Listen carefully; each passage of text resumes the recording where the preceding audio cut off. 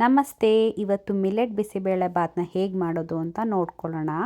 ಇಲ್ಲಿ ಮಿಲೆಟ್ನ ಸೋಕ್ ಮಾಡಿರೋದು ಸ್ವಲ್ಪ half cup of millet soak ಆಗಿದೆ. ಸ್ವಲ್ಪ ಕ್ಯಾರೆಟು ಬೀನೀಸ್ ಎಲ್ಲ ಕಟ್ ಮಾಡ್ಕೊಂಡಿದ್ದೆ. ಮತ್ತು ಬೇಳೆನೂ ಹಾಫ್ ಕಪ್ ಬೇಳೆನ ಕೂಗಿಸಿ ಇಟ್ಕೊಂಡಿದ್ದೆ. ಮತ್ತು ಬಟಾಣಿನ ನೆನೆಸಿಟ್ಕೊಂಡಿದ್ದೀನಿ.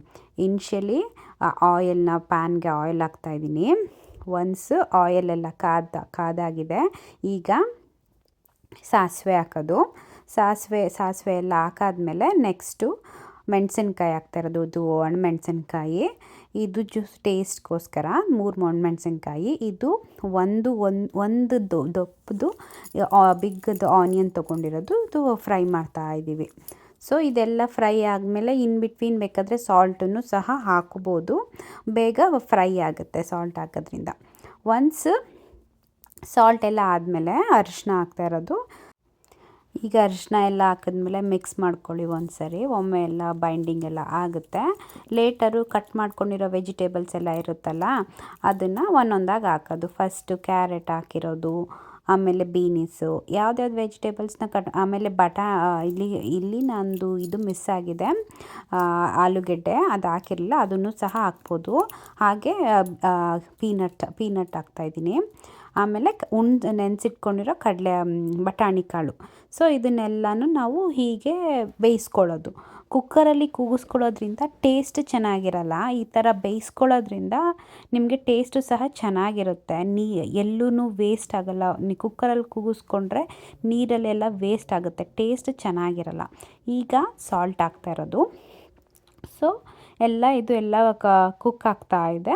ಹಾಗೆ ಮಧ್ಯ ಇದು ಮಾಡ್ಕೊತಾ ಇರೋದು. ಈಗ ಟೊಮೊಟೊ ಹಾಕಿರೋದು. ಎಲ್ಲ ವೆಜಿಟೇಬಲ್ ಸ್ವಲ್ಪ ಶಾಲೋ ಫ್ರೈ ಎಲ್ಲ ಆದಮೇಲೆ ಟೊಮೊಟೊ ಹಾಕ್ತಾ ಇರೋದು. ಹಾಗೆ ಮಿಕ್ಸಪ್ ಮಾಡ್ಕೊಂಡು ಮುಚ್ಚಿರೋದು. ಹೀಗೆ ಎಲ್ಲ ಸ್ವಲ್ಪ ಹೊತ್ತೆಲ್ಲ ಆದಮೇಲೆ ಕುಕ್ ಆಗಿದೆ ಅಂತ ನೋಡ್ಕೊಂಡ್ಮೇಲೆ ವೆಜಿಟೇಬಲ್ಸ್ ಏನಾದರೂ ಕುಕ್ ಆಗಿದೆಯಾ ಅಂತೆಲ್ಲ ಇನ್ ಬಿಟ್ವೀನ್ ಚೆಕ್ ಮಾಡ್ಕೊತಾ ಇರಬೇಕು. ಆಮೇಲೆ ಹಾಫ್ ಕಪ್ ಬಾಯ್ಲ್ಡ್ ಮಾಡ್ಕೊಂಡಿರ್ತೀವಲ್ಲ ಬೇಳೆ, ಅದನ್ನು ಹಾಕಿರೋದು. ಸೊ ಅದನ್ನೆಲ್ಲ ಹಾಕ್ಬಿಟ್ಟು ಸೊ ನೀವು ಇದು ಬಿಸಿಬೇಳೆ ಬಾತ್ ಹಾಕೋದ್ರಿಂದ ನೀರು ಮೆಷರ್ಮೆಂಟ್ ಅನ್ನೋದಕ್ಕಿಂತ ಅದು ಕಣ್ಣಲ್ಲಿ 1:5 ವಾಟರ್ ಹಾಕ್ಕೊಂಡ್ರು 1:5 ಕಪ್ಸ್ ಆಫ್ ವಾಟರ್ ಹಾಕ್ಕೊಂಡ್ರು ಚೆನ್ನಾಗಿರುತ್ತೆ, ಗಟ್ಟಿ ಆಗಲ್ಲ. ಸೊ ಹೀಗೆ ಬೇಳೆ ಎಲ್ಲ ಬೆಂದಾಗಿದೆ, ತರಕಾರಿ ಜೊತೆ ಬೈಂಡಿಂಗ್ ಆಗಿದೆ, ಮಿಕ್ಸಪ್ ಸಹ ಮಾಡ್ಕೋತಾ ಇದ್ದೀವಿ. ಸೊ ನೋಡಿ ಈಗ ಬಾಯ್ಲ್ ಆಗ್ತಾ ಇದೆ.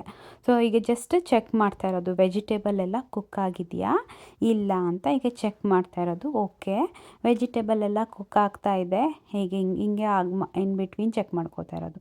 ಸೊ ಆ ಇನ್ ಬಿಟ್ವೀನಲ್ಲೇ ಸೋಕಾಗಿರೋ ಮಿಲ್ಲೆಟ್ಟು ಸಹ ಹೀಗೆ ಹಾಕೋದು. So millet ಹಾಕಾಯಿತು.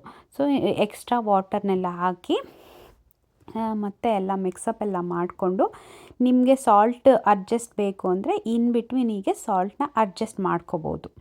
ದಟ್ಸ್ ನಮ್ಮ ಚಾಯ್ಸು. ಹೆಂಗಿರು ಬಾಯ್ಲ್ ಎಲ್ಲ ಆಯಿತು. ಸೊ ಬಾಯ್ಲ್ ಆಗಿದೆ. ಸೊ ಓಕೆ, ಈಗ ಲಾಸ್ಟ್ ವೆಜಿಟೇಬಲ್ ಎಲ್ಲ ಬೆಂದಾಯಿತು. ಮಿಲ್ಲೆಟು ಸ್ವಲ್ಪ ಹಾಫ್ ಬಾಯ್ಲ್ ಆಗಿದೆ. ಫೈನಲಿ ಲೇಟರ್ ಏನು ಮಾಡ್ತಾ ಇರೋದು, 3 spoons of bisi bele bath MTR powder use ಮಾಡ್ತಾ ಇರೋದು. ಸೊ ನಮ್ಮ ಹತ್ರ ಬಿಸಿಬೇಳೆ ಬಾತು ಮಾಡ್ಕೊಳ್ಳೋದಕ್ಕಾಗಿಲ್ಲ. ಸೊ MTR ಪೌಡರ್ನ ಯೂಸ್ ಮಾಡ್ತಾಯಿದ್ದೀನಿ. ಇಷ್ಟ ಇದ್ದರೆ ಬಿಸಿಬೇಳೆ ಬಾತ್ ಪೌಡರ್ ಮಾಡ್ಕೋಬೋದು, ಅವ್ರ ಕಂಫರ್ಟ್. ಲೇಟರು ನಾವು ಹುಣಸೆಹಣ್ಣು ನೆನೆಸ್ಕೊಂಡು ಇಟ್ಕೊಂಡಿದ್ವಿ. ಇದು ಮೋರ್ ದೆನ್ 2.5 ಸ್ಪೂನ್ಸ್, 2.5 ಆಲ್ಮೋಸ್ಟ್ ಸ್ವಲ್ಪ ಕಣ್ಣಲ್ತೆಲ್ಲ ಹಾಕೋಬೋದು. ಸ್ವಲ್ಪ ನಿಂಬೆಹಣ್ಣು ಗಾತ್ರದಲ್ಲಿ ಹುಣಸೆಹಣ್ಣು ನೆನೆಸಿಟ್ಕೊಂಡಿದ್ದು. ಸೊ ಇದನ್ನೆಲ್ಲ ಹಾಕಿ ಮಿಕ್ಸಪ್ ಎಲ್ಲ ಮಾಡಿ ಮುಚ್ಚಿಬಿಟ್ಟು ಲಾಸ್ಟಲ್ಲಿ ಎಲ್ಲ ಓಕೆ ಆದಮೇಲೆ ಡ್ರೈ ಕೊಕೊನಟ್ ಪೌಡರ್ನ ಹಾಕಬೇಕು ಅಷ್ಟೆ. ಎಲ್ಲ ಮುಗೀತು, ಮಿಕ್ಸ್ ಎಲ್ಲ ಆಯಿತು. ಇದನ್ನು ನೀವೀಗ ಆರಾಮಾಗಿ ಕುಕ್ಕೆಲ್ಲ ಜಸ್ಟ್ ಫೈನಲಿ ಒಮ್ಮೆ ಮುಚ್ಚಬೇಕು. ಮುಚ್ಚೆಲ್ಲ ಆದಮೇಲೆ ಮಿಲ್ಲೆಟೆಲ್ಲ ಬೆಂದಿದೆ ಅಂತ ನಿಮಗೆ ಕಂಫರ್ಟ್ ಎಲ್ಲ ಆದಮೇಲೆ ಇಟ್ಸ್ ರೆಡಿ ಟು ಈಟ್. ಎಮ್ಮಿ ಬಿಸಿಬೇಳೆ ಬಾತ್ ಇಷ್ಟೇ. ಫೈನಲ್ ಆಗಿ ನಂದೆಲ್ಲ ಮುಗೀತು. Yes, it's ready to eat. Thank you so much for watching. Thanks for your time. See you later. Bye.